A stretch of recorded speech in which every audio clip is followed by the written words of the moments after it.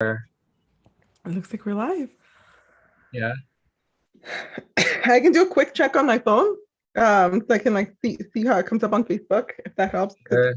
So, saludos a todos y todas. Vamos a hacer un breve tech check y después empezaremos. So, por favor, tengan paciencia. Yeah.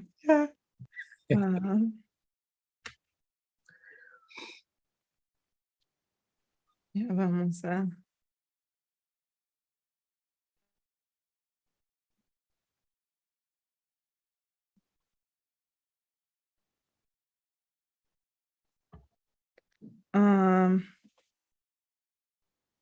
cuando trato de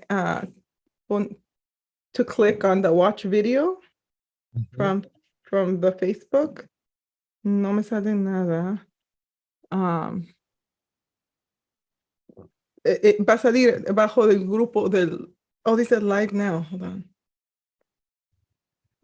Dice live now, pero no sé cómo ver el video.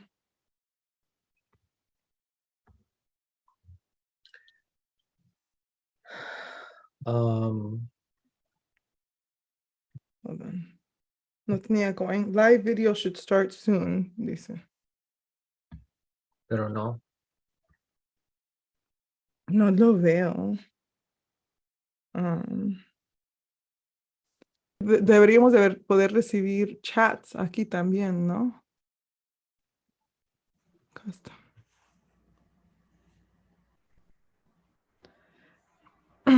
Lane, South Lane. Déjame ver si está en South Lane.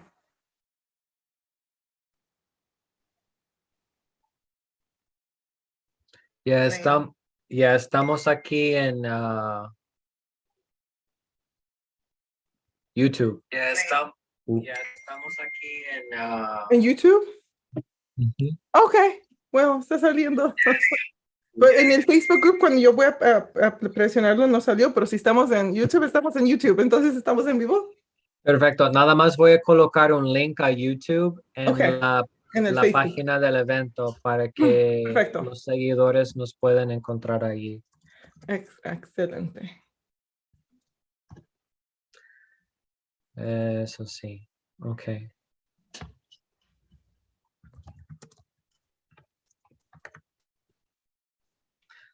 Es como cuando llegas a un evento y la puerta está cerrada y tienes que ir a buscar otra puerta. Exactamente. No, esta es la puerta correcta, es la otra. O si vas a una misa, después de la hora, nada más hay una puerta donde puedes entrar. Exacto. Sí. Y estamos como live en mi página de Facebook, pero no del evento. Oh. Esa es otra cosa. Está bien. Ok. Ok. Por lo menos ya lo encontraste, porque no encuentro. Ok. Estamos en algún lado. Ya. Hola a todos. Ok. Bueno.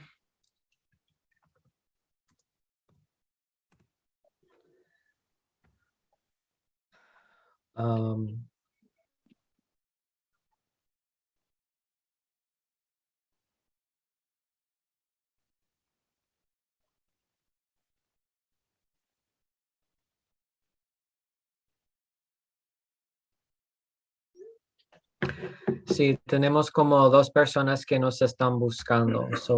Tal vez tomemos un minuto para... Y unos otros tienen el link para entrar al webinar también. Y ya después de entrar a platicar más mientras hablas tú, voy a estar checando la página web de Facebook a ver si para los que tienen problemas voy a intentar monitorear un poquito. Yo también la subí acá y le bajé el volumen, así yo me puedo ver a mí misma y puedo ver si hay algo en el chat también para ayudarte un poco, así los dos juntos. Ok, perfecto. Porque sé que es mucho. Sí, pues te agradezco. ¿Y cómo está saliendo en mi página personal? Toda mi familia y mis amistades me van a mirar en un chat como profesional. Buenas tardes, la familia. Como red social, Whitbread, hola. No, es hola. Okay. Pero bueno, por lo menos provocó un poco de risa. Sí. Okay. Oh, y salen los subtítulos en Facebook. Oh, en los dos idiomas. En inglés, ya. Chido. Digo, salen en español. Sale lo que estamos hablando en español, en el idioma que estamos hablando. Están en Ok, español. perfecto, Perdón, están en perfecto. español. Sorry. Mejor. Ok. Yeah. Um, pues creo que ya van Yeah. entrando Rosie, mi compañera Heidi y nosotros, así Okay. que creo que podemos empezar. Perfecto. De nuevo, hola, saludos a todos y todas de Cottage Grove y ¿en cuál pueblo estás tú? Yo estoy en una ciudad que se llama Claremont, que está en Los Ángeles. Otra ciudad que está más cerca, que quizás la gente conoce, se llama Pomona. En Pomona es donde hacen, si gente conoce, en Pomona es donde hacen el LA County Fair. Right, so la gente cuando viene a la feria se viene hasta Pomona, so vivo yo aquí a 10 minutos de ahí. Ok, muy bien. Y vamos a empezar con introducciones y después seguir a platicar del tópico de hoy. Para los y las que están en la junta de Zoom, voy a grabar esta sesión ahora. So van a mirar que se está grabando esta conversación. Yo soy Trevor, un consejero bilingüe con Southland Mental Health, que es en Cottage Grove.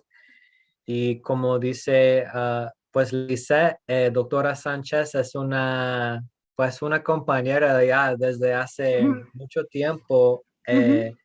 Y lo que voy a hacer es leer un poco de su biografía y después dejarte, no sé, decir algo, algunas Sí. palabras más si deseas.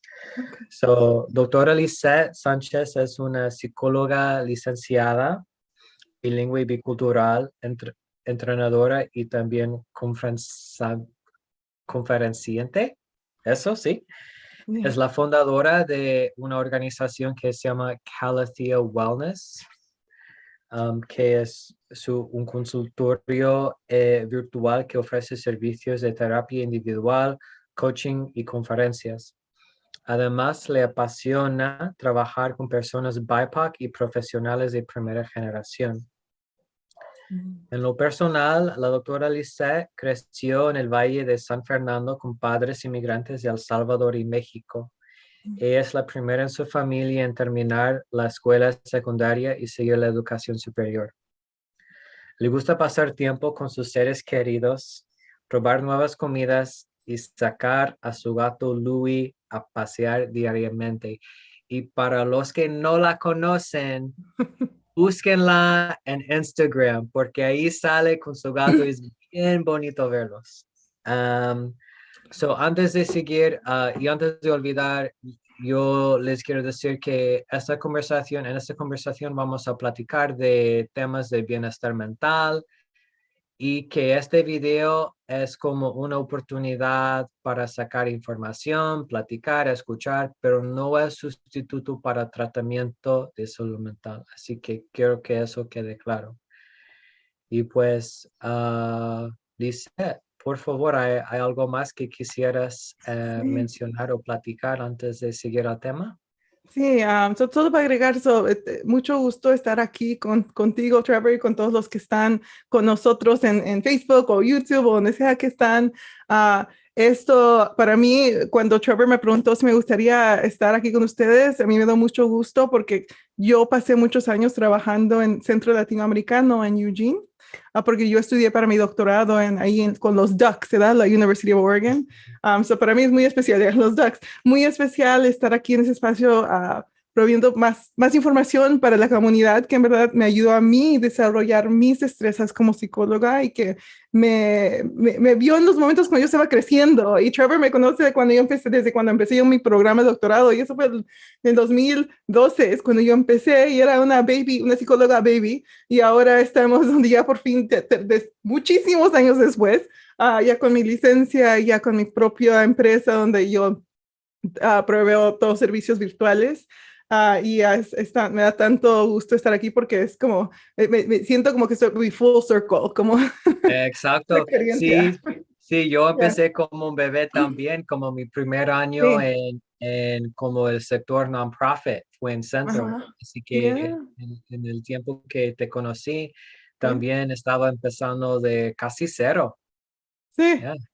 Yeah, y Ajá. ahora estamos aquí 10 años después, dijo 2012, yo estoy en 2022 y pasaron 10 años. Se pasa, pero en este Oh, tiempo se sintió que era tan despacio porque tú estudiaste tu maestría y todo durante ese tiempo. Sí, ya, bueno, en eso estoy, me da mucho gusto estar aquí. Para mí es muy importante hablar del bienestar mental, especialmente en la comunidad latina y como Trevor dijo, con los que son primeros de generaciones, profesionales de primeras generaciones, y usualmente esos son los hijos de los inmigrantes. Entonces, pero ese es lo que es mi especialidad en este momento, pero yo tengo muchísima experiencia, como Trevor sabe, trabajando con la comunidad latina, los hispanohablantes, especialmente en Lane County, en Oregon. sí. Yeah, Y como dice, latino. no vienes de aquí y también allá. Yeah, Porque aunque estés lejos en California, tienes como unas como raíces acá sí, también, sí. que es muy lindo. Sí, Ya, ya, la agua me ayudó a crecer mis raíces ahí, tanto que llueve, ¿verdad? eso. Tener, ah, Exacto. Ok, pues me gustaría empezar con, no sé, un repaso o resumen del tema de hoy, que es la experiencia de la primera generación. Entonces, ¿nos quieres platicar acerca de esa población y por qué um, por qué te atrae no sé, interés profesional y también personal? yeah. Bueno, personalmente yo soy de la primera generación, hablaste tú un poco de eso, mis papás son inmigrantes de México y El Salvador, y yo también soy la mayor somos dos hijos, tengo un hermano menor, pero yo siendo la mayor, yo tenía diferentes cargas de parte por ser la mayor hija de la familia. Y cuando empecé a estudiar, me di cuenta de que de esas cargas no siempre son no todos los jóvenes pasan por eso y la mayoría de las personas que pasan, es decir, responsabilidades de parte de la familia, son jóvenes que son hijos de inmigrantes. Y eso es porque las cosas así también, así en sus pueblos, así eran las cosas, así en otros países, así son las cosas, pero llegan a este país y todavía siguen viviendo de la misma manera, pero lo que no se dan cuenta es de que a veces poniéndoles tantas responsabilidades a los jóvenes cuando están muy niños, les puede causar problemas de su bienestar mental en el futuro. Por eso es tan importante para mí hablar de esto, porque cuando me toca hablar con los papás, podemos hablar de que cómo podemos ayudarles a ustedes a ser mejores papás, porque haciendo esto no nos hace malos padres. Para ser específicamente, no es que son los padres. Yo con mis papás, yo hablo con ellos de esto siempre y reconocemos de que esto pasa porque son ciclos de que vivimos entre generación, de otra generación y otra generación. Y ahora que hemos estado más enfocados en la salud mental, yo creo que en esta generación especialmente hemos estado realizando de que tenemos que cambiar algunas cosas para mejorar el bienestar de todas las generaciones, de los abuelos, de los papás, de los hijos y los nietos. Y empieza en reconocer cuáles son los patrones, cuáles son los ciclos en los que nos causan más estrés, que nos causan más problemas en nuestras vidas. Entonces, por eso es muy importante para mí hablar de esto, porque cuando los jóvenes crecen y no tuvieron la oportunidad para reconocer los patrones o empezar a Oh, se entender. pausó el Oh, video, Lisa. ¿pasó? No sé si Oh, me escuchas, pero No, yo sí te escucho, pero ok, apago. Ok, sigo. ¿Me escuchas bien? Uh-oh. Uh-oh.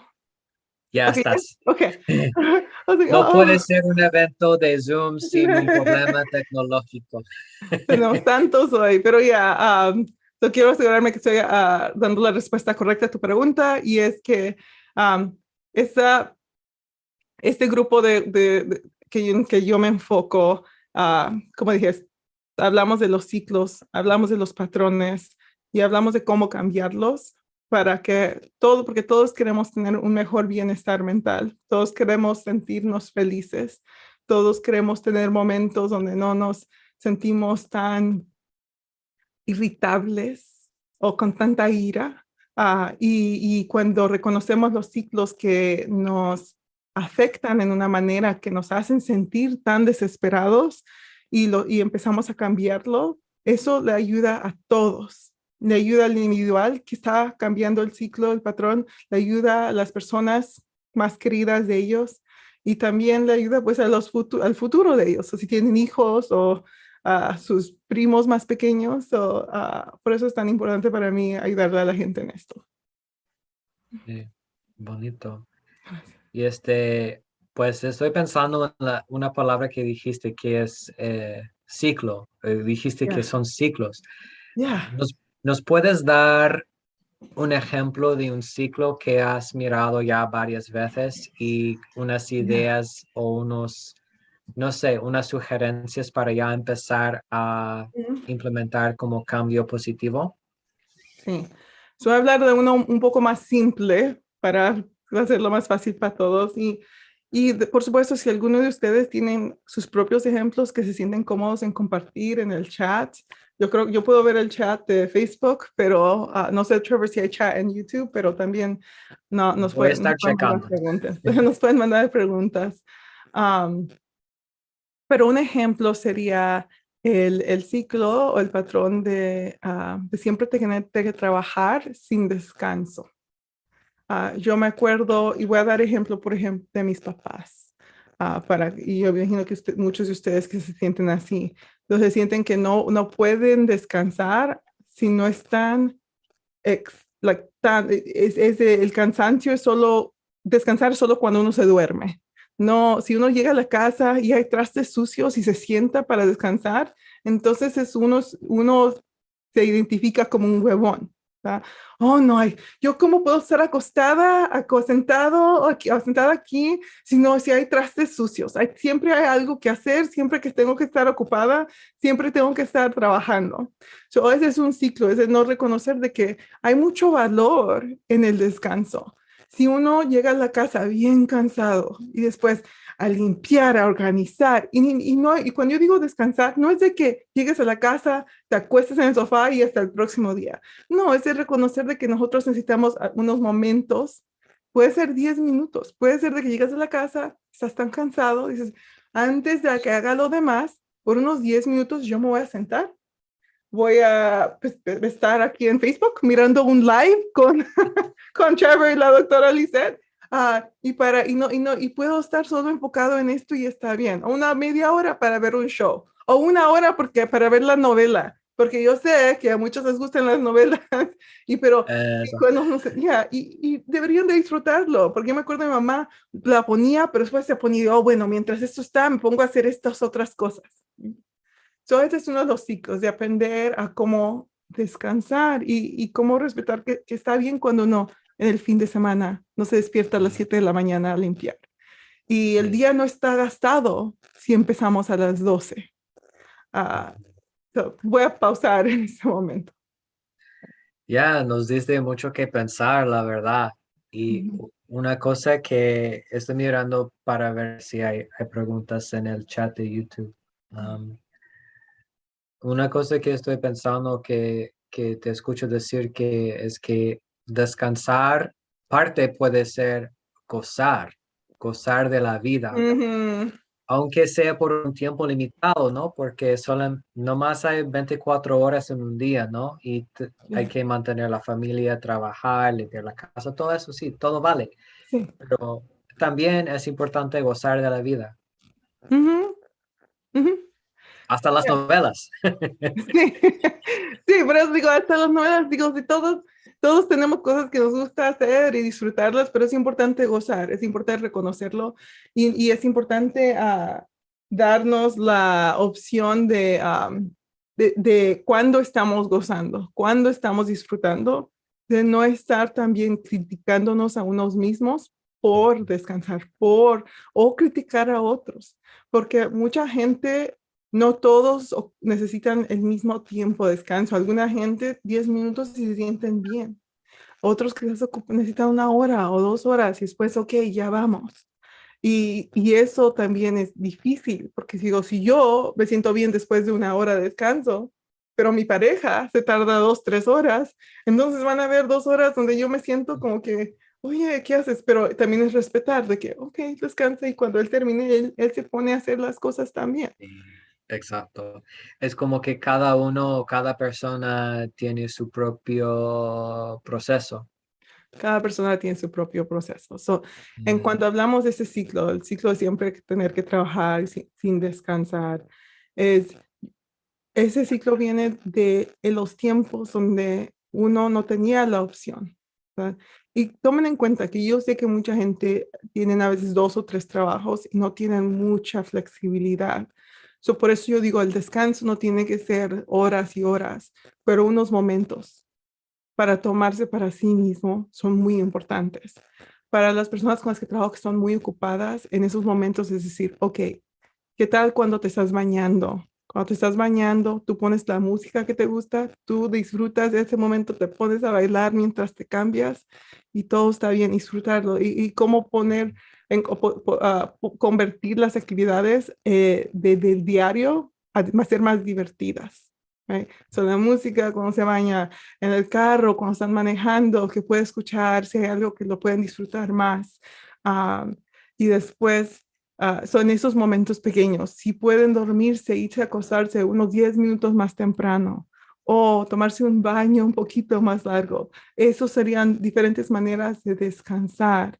Right? Pero y eso es cuando, porque igual yo sé que hay gente que a veces tienen que trabajar y eso es la realidad de ellos. Eso es de encontrar en dónde encuentran ese descanso, porque sin el descanso lo que nos ayuda es bajar una hormona de estrés en nuestro cuerpo. O sea, hay que hablarlo un poco biológicamente porque sé que eso le ayuda. En inglés se llama cortisol, no sé si es igual en español, me ajá. imagino que va a ser igual. Cortisol. Y las hormonas, entre más estresados estamos, más y más hormonas tenemos de eso. Y lo que eso hace es que se nos hace mucho ah,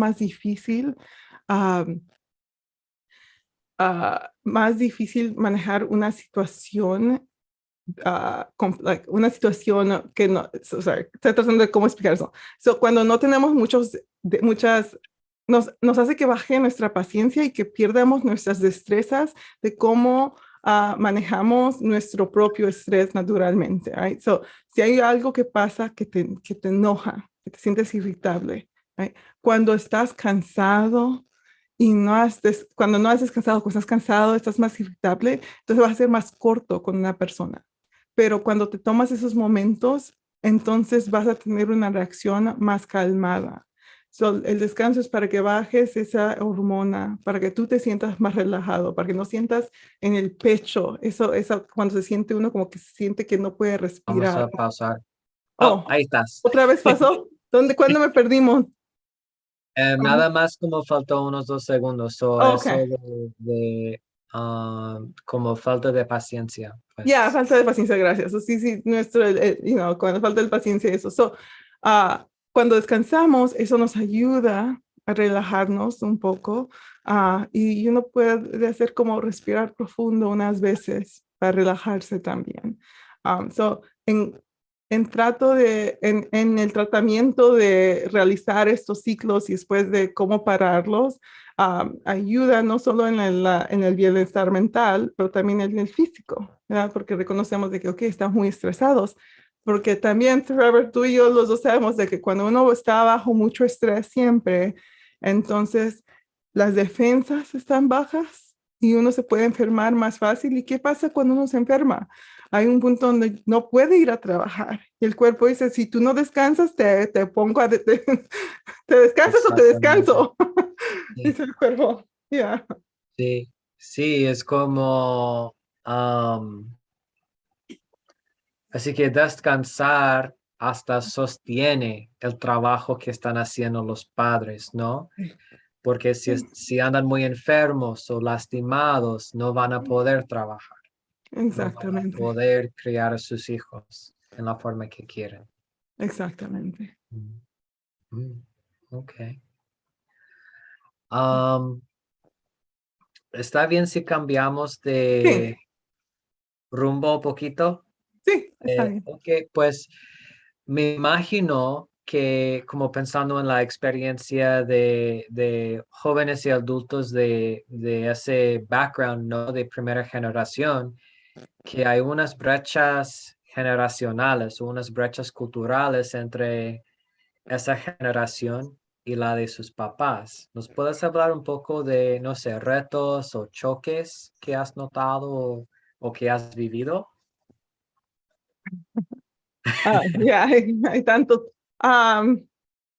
Yo creo que siempre depende en la situación en que viene la familia. So, por ejemplo, yo tenía mucha suerte en de que mis papás tenían mucho valor en la educación y en lo estudio. Pero yo sé que no siempre todas las familias que vienen de otros países tienen ese valor. So, mis papás tenían ese valor, so siempre me apoyaban en mis estudios, pero ellos tenían una idea de cómo mis estudios iban a ser, y cómo de verdad fueron, era muy diferentes. Allí era un poquito por eso un poquito de, ¿cómo dices? Que chocamos un poco. So, mis papás, en la idea de ellos, tú vas a estudiar, pero sigues viviendo en tu casa con tus papás. Porque mis papás, ellos decían, no, tú vas a vivir aquí hasta los 25 años, y después te casas y después te puedes salir de la casa, porque tenían esa expectación de mí. Pero yo cuando fui a buscar para dónde estudié, a mí me aceptaron a una escuela 2 horas de mi familia. Mis papás no les gustó que yo me iba a ir 2 horas de la casa para ir a estudiar. So era un poco de una pelea en ese momento. Después de un tiempo, ellos realizaron de que yo me fui a estudiar porque ellos tenían sus dudas de que solo me quería ir de la casa, y porque entiendo, las familias a veces piensan, ¿por qué mis hijos me quieren dejar? ¿Por qué no se quieren quedar conmigo? Y después a un punto llegaron donde empezaron a entender, oh no, ella sí quiere estudiar. Y después de San Diego me tocó ir a Nueva York y después a Oregon, so me está Ay, más no. lejos. Dijeron, Ay, Lisa, ¿qué hiciste? ya, dijeron, no, no se vayan. Y es muy difícil, y para decirlo, yo Ajá. cuando digo el valor del estudio, es muy difícil para los jóvenes cuando se van a vivir lejos de la familia. Si yo tuviera la opción de estar más cerca de mi familia para todo lo que estaba estudiando, me hubiera gustado mucho más estar más cerca de ellos. Pero las oportunidades están por todo el mundo a veces, y por todo el país. Y cuando me aceptaron el programa de doctorado en Oregon, ah, aunque estaba lejos, era un programa donde me cubrían todos los gastos. So, y digo, así no iba a tener tanta deuda. So, esa fue la decisión. Decidí, ok, me voy a ir allá. Estoy más cerca, pero todavía estoy lejos. So, ese es como un ejemplo más pequeño, right? Tenemos que es un valor que los dos, mi familia y yo, todos estamos de acuerdo que ese es el valor, pero cómo se realizaba ese valor, teníamos unas expectativas tan diferentes. Y entre cada familia hay diferentes valores así. Puede ser la educación o pueden ser um, las expectativas de cuando ellos empiezan sus propias familias, cuando ellos empiezan a trabajar, cuando empiezan a proveer para la familia, a cuál edad, y las diferentes responsabilidades que los papás esperan que los hijos hagan. Ujú. Ya. Ok. Pues gracias por compartir y Ya. tiene sentido, ¿no? De que tal de vez en cuando hay como diferencias, ¿no? Entre el valor y la implementación como del valor en realidad o Sí. la interpretación, aunque todos estén en la misma página, ¿no? Yeah, todos quieren lo mismo, like, todos quieren ser feliz, pero para uno la felicidad se ve un poco diferente. So, así es cuando notamos las diferencias, porque los jóvenes acá son criados entre las dos culturas o entre tres culturas, dependiendo de dónde es la familia, pero mínimo entre las dos, entre la cultura de los padres y la cultura del país en el que están viviendo. Y aquí en los Estados Unidos las cosas son muy diferentes a como son en Latinoamérica. Y los jóvenes tienen mucha más independencia de que en los otros países y también les dan mucho más, hay muchas a veces menos responsabilidades en la casa como en los países. Entonces es entender de que, y aquí también es mandatorio que vayan a la escuela. No sé si han cambiado así en todos los países, pero yo sé que mis papás después de cierto tiempo no siguieron estudiando porque tenían que ir a trabajar para ayudar a la familia. En los Estados Unidos, un niño de 13 años tiene que ir a la escuela. Y si no van a la escuela, es un problema. No los pueden mandar. Ya, cierto. Ok. Pues hasta ahora hemos platicado mucho de esa generación. A, a mí me gustaría también compartir, no sé, un mensaje con ellos o hablar con ellos. Entonces, pensando en esa población y que también es una población bilingüe que muy a menudo expresa preferencia, ahí va, por el inglés, is there anything like you would want like first gen, like immigrant youth and kids or young professionals and adults to hear from you? Like, you got the floor. All for the first gen folks. Okay. Oh, that's a loaded It's a big one. question. Yeah. Well, I'll take some advice. Okay, so one is whenever we are dealing with conflict within like the cultural clash, my biggest tip to people, because I want to start with something that's more actionable, is just to approach everything with curiosity. Because that helps with reducing a lot of the assumptions we make in situations, right? Someone does something, you might immediately feel attacked, you may immediately feel defensive. Your parents do something you're defensive. But something I talk to my clients about all the time, when your mom tells you, no me visitas ya, you never come see me anymore, ¿por qué no? They're just telling you they miss you. They're just saying, I miss you. But they're learning, they don't know how else to verbalize that to you than saying like, nunca estás en casa. I miss you. I want you around more, right? And so if you're curious, you say, oh, mom, ¿y por qué dices eso? Bueno, es que la última vez que te vi, and then they'll tell you like why they're saying that. And then you can have more compassion to reduce sort of that like irritable response, because I do this all the time. My mom still to this day, well, she'll start asking me, I'm like, mom, like, I know, right? And that's such a natural like kid parent response. But if you can pause for a moment and say, what makes you say that? Like what's bringing that up? It can create a space for you to talk through it. So that's usually like my biggest, more actionable tip for folks. The second one is just normalizing that experience. It is hard to hold your personal values and then the values of whatever the community that you are living in or the area that you are growing up. And when there's a clash in the values, psychologically, that does create something that is referred to as cognitive dissonance. And cognitive dissonance is when it's basically a definition of when it's the clash of the values, and that can lead someone to experience a lot of those emotional distress that we learn a lot about. They can experience distress, anxiety, depression, maybe some isolation symptoms. If they're having a clash, for example, at the workplace or at school, they might start having some absenteeism, like start not going to class, not going to that job, and not or calling out more. And that's because there is that clash in the values, and sometimes we don't have that awareness. And so if you're noticing that you, as I shared this, where you go into certain spaces and you're like, oh, this feels so hard because it goes against my values. And this is especially common for folks who work in like a corporate setting. I think somewhat in nonprofits. I think nonprofits are it's a little bit easier to navigate for folks, but especially within corporate settings where it can be very cutthroat. It's in those moments where you're like, how do I advocate for myself, or how do I do this when I also highly value respecting my elders and respecting those above me. And then the reaction you feel is that anxiety or the feeling of being that imposter syndrome, which we hear a lot about often, but I talk about as imposter phenomenon.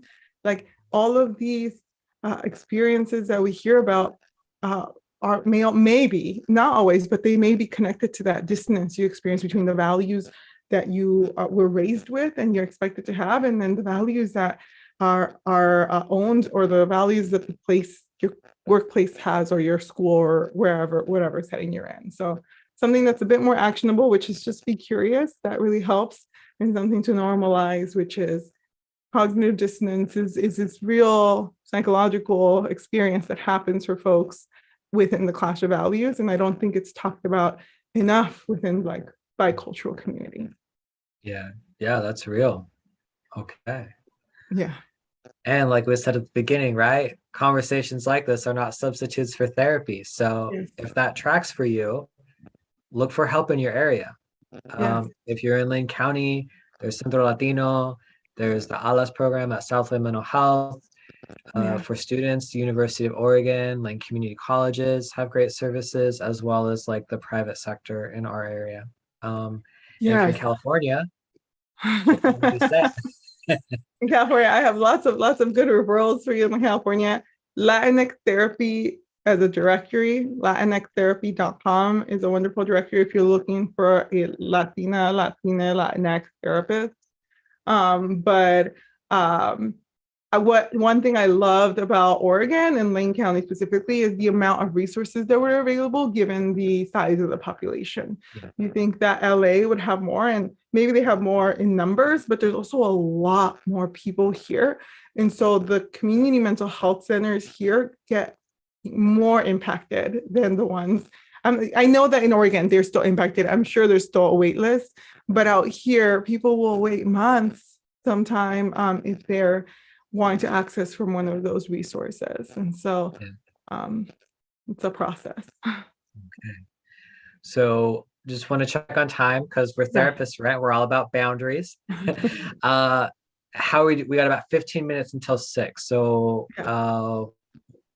do we got time for maybe like one more question and kind of wrap it up? Yeah, we have time. Maybe briefly, let's talk about a little bit more in English about maybe what you would want.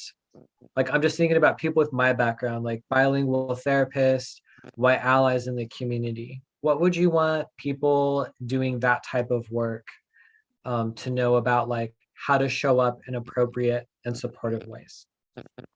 Yeah. So if you're I guess if you're a therapist who does not identify as like Latinx or that, like in understanding that experience. So one, be curious. No, okay. No, true. Really, it's be curious. It's being really mindful of assumptions, right? I think when you're trained as a therapist, like you're very much trained to have open-ended questions, to be aware. You're taught to like go to different trainings, especially if you're going to specialize within the population. I think, Trevor, you've been wonderful in terms of like how much your priority you've made it to learn the language. And that's really hard to do, like to learn Spanish. So I really admire that you did, because it's hard to like pick up. So you learned Spanish in adulthood, right, Trevor? Am I misremembering? Oh yeah, elementary school, and then like kind of relearned it later in college. Yeah, And I'm still learn. As someone in a bilingual household, I'm not exempt from like learning more. So I'm still my Spanish sometimes. I'm learning. You all saw me, but I also say it because I'm like, I think within the first-gen community, sometimes we can feel insecure about our Spanish, because even though Spanish was my first language, when I started second grade, I was not allowed to use Spanish in school. I'd get in trouble for talking in Spanish. And I remember practicing to learn, like to enter my classroom saying like, my name is Lisette. I speak a little bit of English, right? And suddenly now I'm like struggling with my Spanish, right? Like how that switches. But and so I mean, like, what's kind of like, I mean, not yeah, mind blowing, but like, so as little kids, we're about the same age. You were discouraged from speaking Spanish, and here I am being encouraged as like little white boy Trevor. yes, So, yeah, like, I mean, just like thinking about things like that, I think can be like awareness, right? And yes, what how that impacted you as yes. a child and now like a professional in the field of mental health. Like, wow. Yes, yes. So consider the systemic influences on the individual you were working Mhm. with. That's what I'm leading into for that. So what the curious, but consider the systemic influences, right? So this person, where are they growing up? What are the different experiences that they've had? The documentation status is important. Being mindful of how you document that in your notes. I am incredibly vague about documentation status in my write-ups and in any notes that I write. I will say, talked about immigration status, talked about whatever, but I don't ever specify this is what their immigration status is. I'm really mindful, and I'm really, I'm sometimes a little bit over explain the confidentiality, and I always share with them that I will stop them if they're starting to share something that may be in that area, so that they are in control and they are mindful, they're in control of what is being shared for them and when they're ready. And that's especially referring to anything that happened to them in the past, because as being mandated reporters, we have to also report things that happened to them in the past if it happened to them when they were children, right? And so being mindful of what that is. Potentially, right, if there are other children. So the other systemic factors that may influence them. So I talked about, the documentation status. Now about like, do they live in an area where, a lot of Oregon can be predominantly white. There are certain cultural enclaves where there is a stronger community, but people, when they're coming in and they don't have that community yet, they don't have a lot of spaces where they maybe feel as welcome. How accessible are the resources that you're providing them? Being mindful of their socioeconomic status as well as the socioeconomic status of their families, right? I will not recommend a coping skill of like, go to the spa. Like that will be really helpful. That will be really relaxing. I will always, even when I work with clients who are professionals who are making good income, we keep it very simple. If someone can afford and access a lot more than that, then that's wonderful. But be mindful of the examples that you're giving, that they're always accessible. So think of free resources or resources that most people would have, right? Like being able to go to a park, museums if they're free, like walking, like be really creative with the examples you give. Know that the family history is really important. I know that we all are taught to like assess that at intake and really talk to them about their relationships. But I always ask about, of their cultural background, what's really important to them of their cultural background. And how I ask where their parents are, like share more about your cultural background. Where are your roots? Where are your cultural roots? And because it's not always necessarily the parents. Sometimes there are people who are second, third, fourth generation, and their parents were born in Oregon or in Texas, California. Usually it's the Southwest, right? But so those are different systemic layers, right? Understanding where the family from, what kind of upbringing that they have, and understanding the dynamics. We know this within our like respective fields, but just sibling dynamics as well, right? And when I ask about family, I don't ask about like parents. I ask, who do you consider to be your immediate family? Because within the Latina or first-gen professionals, sometimes extended family is still considered immediate family, and they're really close, important relationships. And you want to honor that you have awareness of that and that you want to include that for them, right? So thinking about all the different layers, Bronfenbrenner's ecological model, you can look that up a little bit, is one of my main training sources. So it's where I try to think about for every single one of my clients who I work with. Am I asking about their immediate system? Am I thinking about what else might impact them? Am I, if they're in a relationship, asking about the background of the partner who they have, right? Are they in an interracial relationship? Are they like also experiencing additional cultural differences, and recognizing that? So just maybe it's a little bit deeper, and knowing that I think the biggest one, and I realized I didn't say this at first, but the biggest one is really acknowledging that power differential in the room and really creating a space to check in with the client so that they can feel comfortable with giving you feedback. And so I'll give a quick example of that. So what that looks like when my sessions with my clients is at the very first, at the intake, I share that with them. We're going to be doing interventions. We're going to be doing different tasks. These are from my training. These are things that I've learned. If it does not work for you, it is not personal. If it does not work for you, I want you to tell me and we'll try something else. And being really clear, because oftentimes people can still come with that perspective of they're the expert and I don't want to offend them if this doesn't work. And then they won't say anything. And then we're stuck in therapy and we can't figure out what's going on. And so I check in with them at the first session, and then every depending how long term our work is, between 3 and 6 sessions, I'm asking again, hey, how are you feeling about our work together? What are you thinking about these interventions we're doing? Because until you really can create that safe space, it's hard for people to give that feedback, especially when you're raised somewhere where you just keep your mouth shut and you just follow the rules. And a lot of households can be really strict in terms of these are your rules. That's your big sister. That's your grandma. You do what she says, but even if you don't agree with it, right? It's hard to, that's another pattern. We can talk about that later, but that's a pattern to break out of, right? Yeah. But before that, creating that space to help people break out of it. Yeah. Great. Okay. I'm sure you do a lot of these things, Trevor. Well, hey, this is a conversation, right? Yeah. And that's the great part of it is we're here to listen from you today. And I'm a voice, I'm one of many. And but I think yes to everything you're saying. And I guess given where we are with time, I feel like what's on my mind is gratitude. Gratitud. I'm so grateful that maybe this was 10 years in the works. I don't know, but I'm so grateful that things align and we got to be in this weird virtual space together. I'm also grateful that people in my community and kind of in our online spaces got to hear from you. I mean, Doctora Sanchez, right? I'm just thinking about you now. Latina business owner, psychologist, look at you go. And to know that people in this community, especially Latinx, Latina youth and kids, see you. Yeah. That's big. And I feel really grateful for that. So thank you for being here. Yeah. Thank you, Trevor, for saying that. I'm really happy to be here. I'm if we went a little over, I would be okay. But I also boundaries, respecting everyone's time. But I feel my growth over the last 10 years. And but also this is why I chose to specialize in this, because I have the lived expertise and experience in addition to the professional training.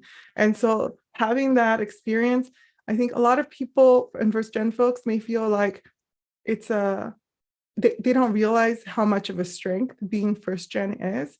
We talk about some of the challenges often. We don't talk about the strength as much. But if you're first gen, you finished anything you did and you had no help with that. You have to understand how much confidence it takes to get through that. That could be high school, that could be middle school, that could be college, that could be the first job where you get a steady paycheck.